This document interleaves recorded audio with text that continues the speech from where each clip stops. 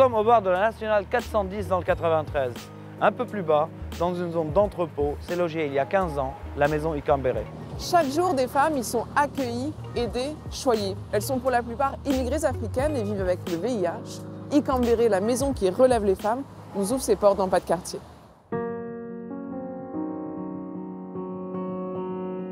Je frappe les portes d'Ikambere, brisées dans tous les sens. Je n'avais plus d'espoir, je me disais que je n'avais plus d'espoir de vivre. Ils m'ont reçu, j'ai commencé à pleurer, ils m'ont calmée, franchement. Je dis, mais je ne sais rien faire. Comme je ne savais pas lire, on m'a dit de faire l'alphabétisation. Ils m'ont appris à parler. Voilà, maintenant j'arrive à parler. VIH, VIH, VIH. Et qu'avant je le parlais trop mal. Sida, sida, sida. Et elle m'a demandé, est-ce que tu aimerais travailler avec nous? Elle m'a dit, sache que je ne te recrute pas parce que tu es une personne infectée par le VIH, mais parce que je vois en toi des compétences. J'apprends à lire, j'apprends à me battre. Vivre avec le VIH, la vie ne s'arrête pas. Ikambere donne la vie. C'est ma maison.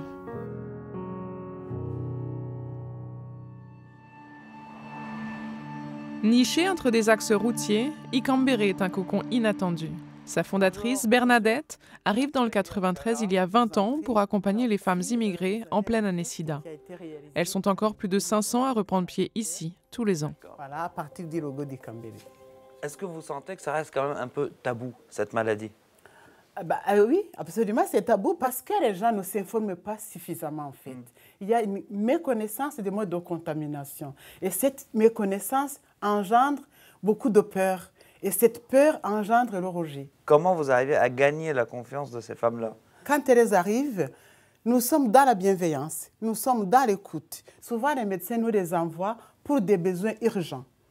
Elle n'a pas où dormir, elle n'a pas de quoi manger. Mais nous, quand elle arrive, une fois que ces besoins urgents, nous les avons assurés, nous travaillons sur la globalité des besoins de la femme. Il y en a certaines qui doivent passer par les formations, il y en a qui commencent par l'alphabétisation. Chaque femme doit avoir un projet de vie. Est-ce que ça crée des liens entre elles?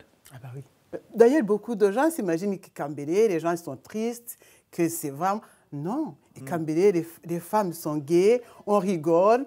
Ça leur permet d'aborder la maladie sous un autre angle, en fait. De l'accepter, d'accepter de vivre avec. Toute la journée, les activités se succèdent. Il y a la couture, il y a la coiffure ici, il y a l'esthétique. Rentrer dans l'ordi et tout, manipuler cet appareil, j'ai appris à le faire ici. Serrez et ouvrez. Ce vendredi, Luc donne son cours de sport. 2, 1, ok, on relâche. Parmi les courageuses aujourd'hui, Fatimata. Militante pour les droits des malades en Mauritanie, elle dénonce la corruption qui paralyse l'accès aux soins. Menacée, elle fuit vers la France en 2019. Et on souffle, on vide le ventre. Elle fait partie des plus assidues. On n'est pas encore en train de danser, on n'est pas en train... Hein? Il y en a qui sont capables de mettre 3 heures pour venir jusqu'ici. Qui louperaient pour rien au monde leur cours de sport, en fait. Voilà, c'est ça. On essaie que ce en soit un, mais que ce soit autre chose que le cours de sport. C'est-à-dire qu'on va jouer sur le fait de s'évader, en fait. Parce que les filles, elles arrivent avec des problèmes qui sont absolument insensés. Et moi, le but du jeu, c'est de les mettre à l'aise tout de suite. Et vous avez dû sortir aussi peut-être un peu du rôle de professeur de sport et vous vous intéressez un peu à la médecine aussi pour être ici. Oui, le VIH, vu son action, va forcément avoir des productions d'anticorps, etc. Donc le corps va plus travailler sur cette maladie, la résorber avec les médicaments, que sur d'autres phénomènes. Donc forcément, il y a des déséquilibres. Et pour certaines, il y a des problèmes de surcharge pondérale, problèmes de genoux. Et moi, mon rôle, c'est d'essayer de leur dire, voilà, le sport est une médecine. On va l'utiliser à bon escient. On va essayer de ne pas en faire de trop, mais de cadrer à chaque fois, de calibrer un petit peu les exercices que je vais vous faire pour voir ce que ça va donner sur vous. Elle insiste, on part ensemble. Fatimata a rejoint Ikambere en septembre. Mais je vais te donner les numéros. Ici, le repas entre femmes est le cœur battant de la maison.